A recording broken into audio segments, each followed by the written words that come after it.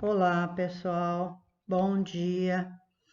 Vamos dar início a mais uma aula de Ciências da Natureza, sétimo ano, Colégio Coração Imaculado de Maria. Nós vamos falar hoje sobre as hipóteses científicas e a origem da vida. Nós vamos estar falando aí sobre essas hipóteses. O objetivo de aprendizagem dessa aula é identificar os hábitos, a estrutura, o modo de obtenção de alimentos e de energia dos primeiros seres vivos que ocuparam a Terra.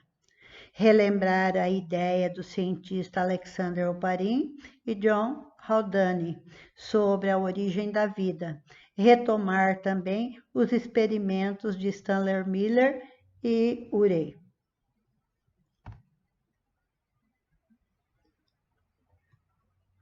Hipóteses científicas e origem da vida. As hipóteses é tudo aquilo que imagina que alguma coisa eles fizeram e eles fizeram montar essas hipóteses, mas nada é concreto, tudo são hipóteses, eles imaginam que possa ter acontecido dessa forma. Então hoje nós vamos ver algumas hipóteses explicando aí a origem da vida, que dá alguma explicação sobre como a vida surgiu aí na Terra. Então, nós vimos aí que a Terra primitiva era muito diferente da configuração atual. Então, a Terra que nós temos hoje é totalmente diferente da Terra que existia lá no passado. A crosta não tinha resfriado, a atmosfera era formada por diversos gases totalmente diferente da nossa atmosfera de hoje, e a hidrosfera se encontrava na forma de vapor. Tinha muito vapor de água, a água líquida não tinha se formado ainda. Há cerca de 3,5 bilhões de anos, a vida surgiu no planeta. A ciência busca hipótese para explicar a origem dos primeiros seres vivos. Então, até hoje, continua-se buscando hipótese, forma para explicar como surgiu os primeiros seres aí, os seres vivos na Terra. Aqui nós temos, lembrando um pouquinho, que o cientista Alexander Oparin e o John Haldane, eles formularam as ideias que explicavam a origem da vida a partir de uma atmosfera diferente da atual, composta de gases diferentes, metano, amônia, hidrogênio e muito vapor de água, né?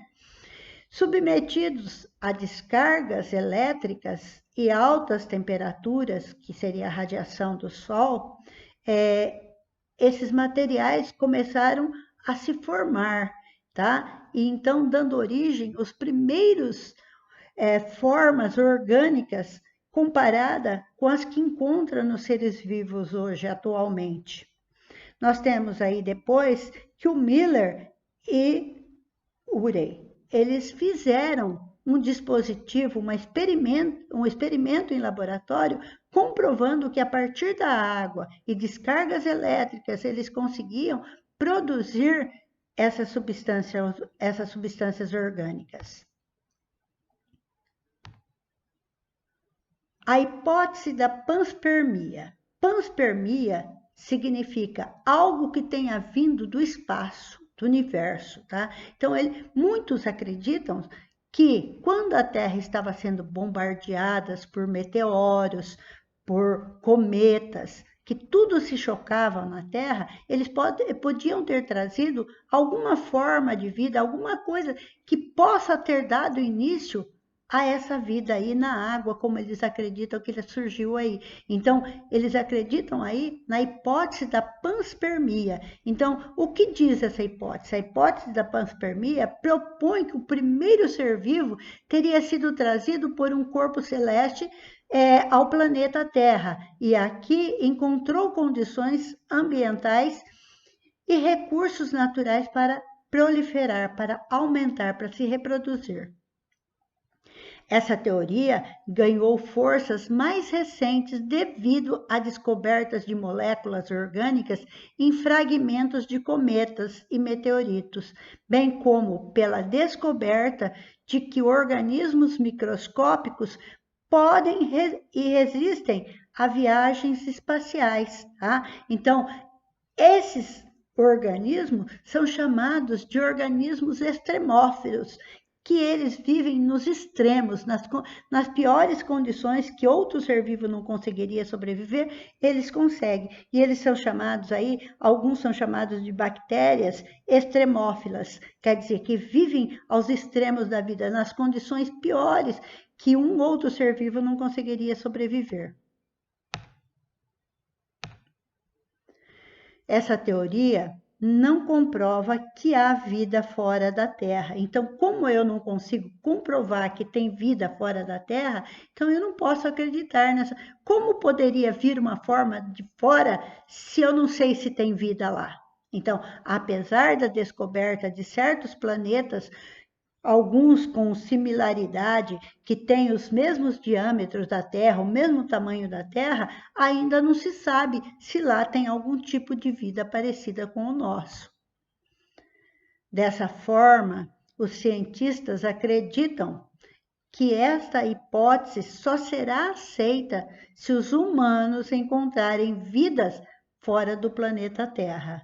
E mesmo assim, a questão de como a vida surgiu ainda não seria respondida. Então, muito ainda tem que se discutir sobre essa teoria aí, né? Apenas transferida para outro lugar.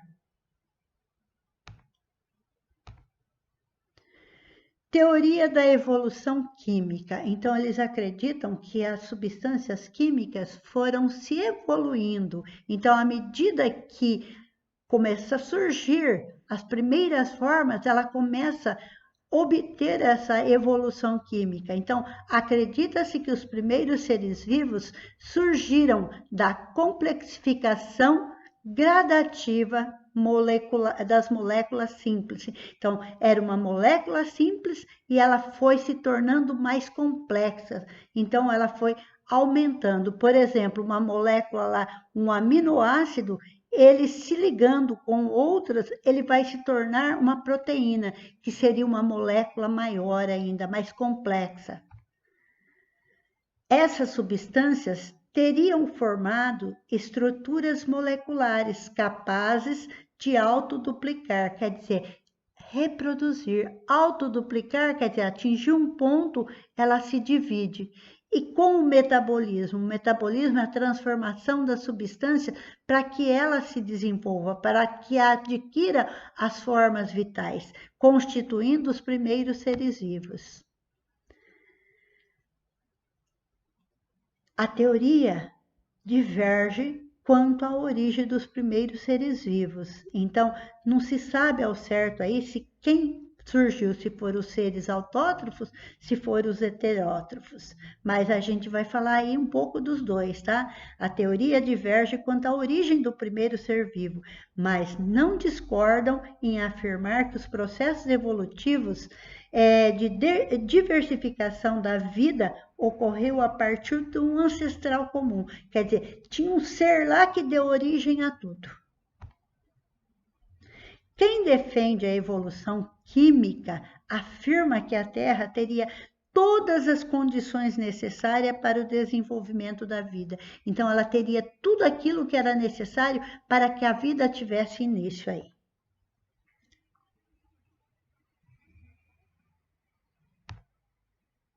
Sistema vivos. Os seres vivos, eles têm sistemas termodinâmicos. Então, ele recebe as substâncias, ele deixa a substância entrar para poder se desenvolver. Então, a célula, quando eu estou com uma folha, eu coloco ela na água, ela absorve a água, ela tem condição de absorver a água e ficar mais vistosa. Então, eles acreditam aí na termodinâmica aberta, que ele está aberto a receber as substâncias aí, o que é necessário.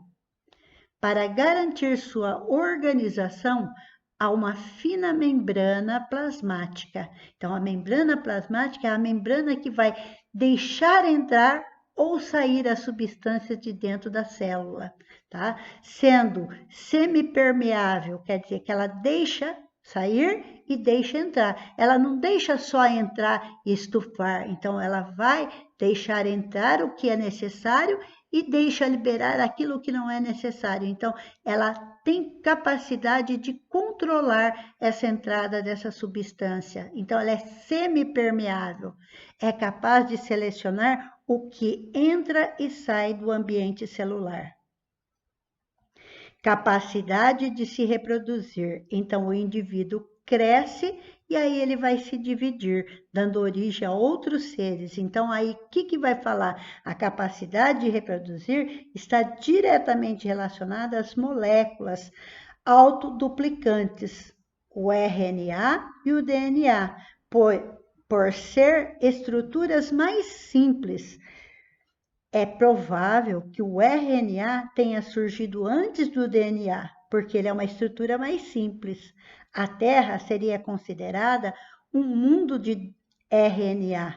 As primeiras moléculas a ser capaz de utilizar outras moléculas para fazer cópias delas mesmas no início da hereditariedade, quer dizer, começando o desenvolvimento desses seres, ela está fazendo cópia dela, ela está se multiplicando, ela está se dividindo, reproduzindo. As células necessitam de energia para gerar processos vitais. Os processos vitais são aqueles processos que nos garantem a vida. Então, as células, elas precisam de energia e ela busca essa energia fora, muitas vezes. Há duas maneiras de obter essa energia. Primeiro, através dos seres autótrofos e pelos seres heterótrofos. O que seriam os seres autótrofos? Os organismos autótrofos, eles produzem seu próprio alimento. Por quê? Eles têm capacidade de fazer a fotossíntese. E quando ele faz a fotossíntese, ele produz seu alimento. Além dele produzir o seu alimento, ele também vai produzir o gás oxigênio, quando dá o início ao oxigênio ao ambiente terrestre. Os organismos heterotróficos ou heterótrofos, eles não produzem seu próprio alimento, mas eles buscam seus alimentos ao ambiente, eles fazem a ingestão dos alimentos disponíveis aí no ambiente. Hipótese autotrófica. O que seria a hipótese autotrófica? Seria a hipótese de como surgiu aí os seres autotróficos. As evidências fósseis, moleculares, morfológicas e anatômicas apontam a seguinte ordem de surgimento desse processo. Primeiro, nós temos aí uma linha do tempo. Há 3,5 bilhões de anos surge a vida. Aí, surgindo a vida lá na água, da forma como foi demonstrado lá nas experiências do Miller. Então, surgindo a vida. Há 2,5 bilhões já começam a aparecer os primeiros organismos fotossintetizantes. Aí teve um período que os seres foram se desenvolvendo, chegando aí nesse período onde formam-se os primeiros seres fotossintetizantes. Significam que eles começam a produzir o seu próprio alimento e produzir também o oxigênio. E a partir desse momento, os seres que não conseguem mais sobreviver com o gás oxigênio começam a desaparecer. E os seres que utilizam o oxigênio vão se desenvolvendo. Há 2 bilhões de anos, surgem aí os primeiros organismos eucarióticos. O que são os eucarióticos? Os seres que têm uma membrana envolvendo o material nuclear, que seria a carioteca. Ela protege esse material dentro do núcleo. E dando origem aí teve a origem dos organismos aeróbios. O que são os aeróbios? São os organismos que vão utilizar o oxigênio na sua respiração. Porque até então existiam os anaeróbicos, tá? Os que não precisavam do oxigênio. 1 bilhão de anos. Há 1 bilhão de anos, a origem da multicelularidade, quer dizer, a origem dos seres formados por mais de uma célula. Então, são os multicelulares. Então, aí nós vimos essa linha do tempo falando aí um pouco dos seres da hipótese da autotróficas. Atualmente, a hipótese mais aceita sobre o surgimento da vida é a autotrófica, que considera o processo metabólico denominado de quimiolitrofia. Neste processo, os organismos eles eram capazes de retirar das rochas as substâncias químicas necessárias para mantê-lo, para dar energia a eles. A energia necessária para a sobrevivência seria extraída das reações químicas que ocorrem naturalmente na crosta terrestre. Este processo ocorre nas bactérias árqueas. São consideradas os seres vivos mais próximos dos ancestrais, quer dizer, de onde surgiu o primeiro tipo de vida. Essas árqueas seriam um tipo de vida bem antiga, que nós vamos falar aqui um pouquinho dela aqui agora. Árqueas. As árqueas são seres procariontes e que se assemelham morfologicamente às bactérias. Elas têm características das bactérias, tá? Só que elas vivem em ambientes bem difícil de sobreviver. E nos extremos, elas vivem em ambientes muito quentes, onde tem muita substância como gás sulfídricos, altas temperaturas. Então, elas vivem em um ambiente muito difícil. Então, a partir desse momento, eles começam a acreditar que ela estaria assim próxima à forma desse ancestral aí, porque eles sobreviveram num ambiente muito difícil de ter sobrevivido.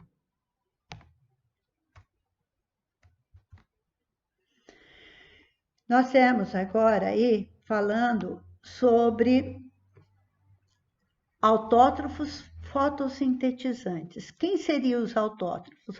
Autótrofos são todos aqueles seres que tinham capacidade de fazer a fotossíntese, produzir o oxigênio, produzir o seu próprio alimento a partir do momento que eles usam o processo da fotossíntese. Acredita-se que há 2,5 bilhões de anos ocorreu o surgimento da fotossíntese nos organismos microscópicos. Então, esses seres que estavam lá, eles, na necessidade de alimentos, eles começaram a fazer a fotossíntese. Então, produzir o seu próprio alimento. Tá? Assim, os seres autótrofos fotossintetizantes começaram a liberar quantidade cada vez maior do gás oxigênio, mudando as características ambientais. Quer dizer, a atmosfera onde não tinha oxigênio, agora passa a ter. E como eles começam a acontecer, começa a acontecer outros gases na atmosfera que nós tínhamos lá, diferente da que nós tínhamos.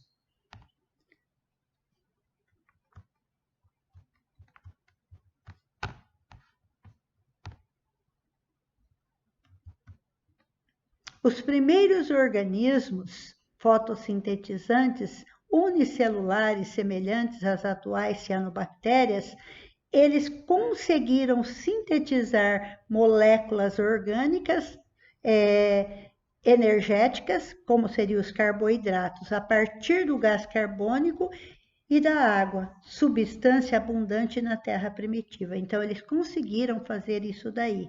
Os elementos oxigênio reagem facilmente com outras substâncias, gerando alguns produtos. Sendo assim, a crescente concentração de gás oxigênio na natureza alterou o ambiente químico encontrado no planeta, selecionando espécies aptas a sobreviver em tais condições. A hipótese heterotrófica. Nós falamos primeiramente na hipótese autotrófica. Agora nós vamos falar da hipótese heterotrófica. Apesar de fortes evidências para a hipótese autotrófica, ainda há muitas dúvidas sobre o qual processo surgiu primeiro. A hipótese heterotrófica é a alternativa para resolver a questão e propor a heterotrofia surgir primeiro. Então, eles acreditaram que os seres heterótrofos surgiram primeiro e eles começaram a consumir as substâncias químicas que estavam aí nessas rochas. E depois, com o surgimento dos seres autótrofos, parte deles foram desaparecendo aí. Então, ele fala aí para vocês, ela considera que os primeiros seres vivos para sobreviver e se reproduzir faziam uso de substâncias químicas presentes no ambiente e que eram transformadas naturalmente por meio de ligações entre moléculas simples. Tais seres eram capazes de fazer processo como a fermentação, que libera energia a partir da quebra dos carboidratos. Quando a gente pega algum tipo de substância, algumas bactérias, a gente consegue, fungos, a gente consegue fazer a fermentação. Por exemplo, quando eu coloco algumas substâncias, como o suco de uva, ele fermenta, ele vai transformar em álcool. Então, eles acreditam que através dessa fermentação, eles conseguiam se nutrir, tá? A complexificação da célula. Como as células se tornaram mais complexas, tá? O surgimento das células procariontes. O que seriam as células procariontes? Lembra que a dona Piva explicou para vocês? Células procariontes são aquelas onde o material nuclear está espalhado dentro do citoplasma. Então, essas são as células, o surgimento dessas células, que eram as células mais simples, ocorreu ao longo do início da vida, por meio da constituição de uma célula simples, com membrana plasmática, e essa membrana plasmática, o citoplasma, recebia os nutrientes. E eram no próprio citoplasma que o material genético dessas células se localizavam, não existindo um núcleo separado, um material nuclear separado. Tinha-se todo o material, mas ele não era separado. Nós temos aí, ó, com o passar do tempo, houve a complexificação das células, dando origem às células eucarióticas. O que seria as células procarióticas? Elas iam acabar se tornando em células eucarióticas, onde o núcleo já estaria separado por uma membrana. Então, nós vamos ver aqui um esqueminha como é que isso aconteceu. Então, vamos lá. Células eucarióticas, dotadas de organela, com sistemas de membranas e com o núcleo celular, região que abriga o material genético, que é o DNA, né? A maior organização e a complexidade das células eucarióticas indicam que se originaram posteriormente na história da vida, há cerca de 2 bilhões de anos. Então, nós vamos ver aqui agora como surgiu isso daí. Tá?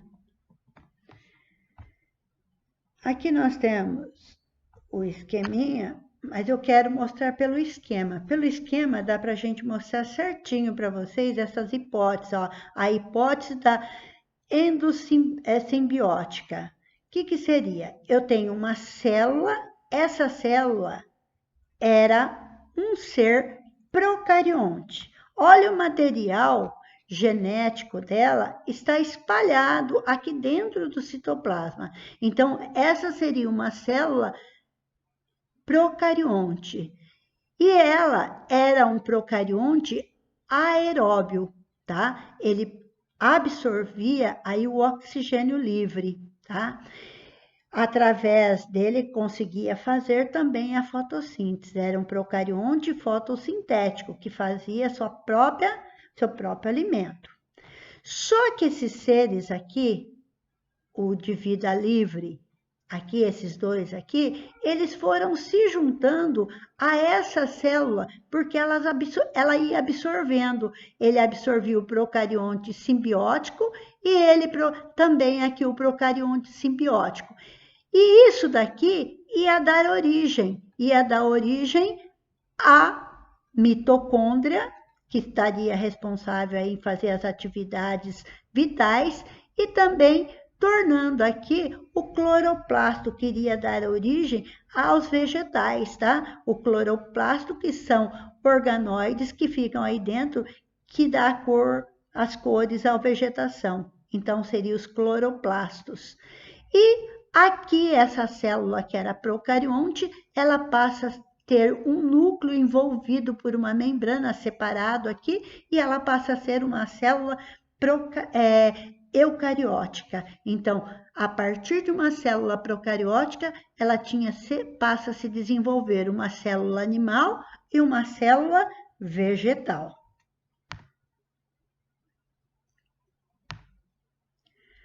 O surgimento da multicelularidade. Nós temos os organismos multicelulares, são aqueles constituídos por várias células, que têm muitas células, tá? Então, multicelularidade significa que o ser passa a ter não só uma célula a mais, ele passa a ter muitas células. São aqueles que são constituídos por muitas células, as quais são capazes de se comunicar quimicamente, havendo ainda certo grau de parentesco entre elas. A capacidade de comunicação celular gerou a possibilidade da vida comunitária em nível celular. Logo, um organismo multicelular, as células vão gradativamente se desenvolvendo em mecanismos mais íntimos, formando aí os tecidos, órgãos e assim por diante, formando aí uma interdependência.